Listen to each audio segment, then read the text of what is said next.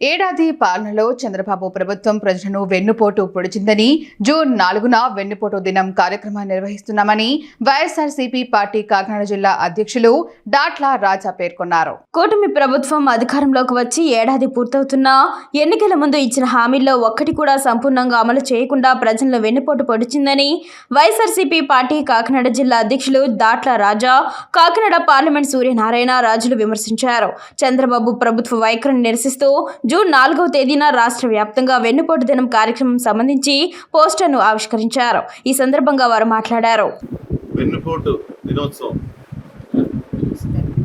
వెన్నుపోటు దినం చంద్రబాబు నాయుడు గారు ముఖ్యమంత్రి అయి ప్రజలకి సూపర్ 6 అని హామీలు ఇచ్చి, అది కాకుండా మళ్ళీ మరొక 140 హామీలు ఇచ్చి ఏ విధంగా ఈ సంవత్సరంలో ప్రజలను మోసం చేశారో, ప్రజలను భాగస్వామ్యం చేస్తూ ప్రజా సంఘాలని, ప్రజల్ని, మహిళల్ని వైఎస్ఆర్ కాంగ్రెస్ పార్టీ భాగస్వామ్యం చేస్తూ వైఎస్ఆర్ కాంగ్రెస్ పార్టీ కార్యకర్తలతో కలిపి ఈ వెన్నుపోటు దినం ఈ జిల్లాలో గట్టిగా చేయాలని, ఈ కార్యక్రమం చాలా గట్టిగా చేయాలని, తీవ్రంగా చేయాలని.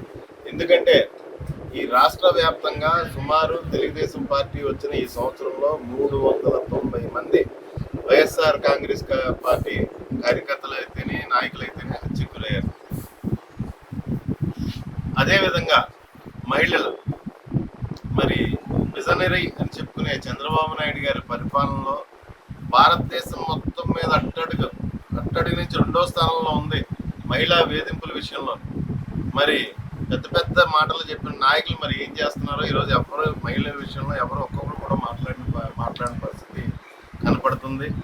ముఖ్యంగా ఈ రాష్ట్ర ప్రజలకు జరిగిన దగా మీద, మోసం మీద వైఎస్ఆర్ కాంగ్రెస్ పార్టీ ప్రజలతో పాటు ప్రజల పక్షాన 4వ తారీఖు పోరాటం విజయవంతం చేయాలని చెప్పేసి మనస్ఫూర్తిగా కోరుకుంటున్నాం.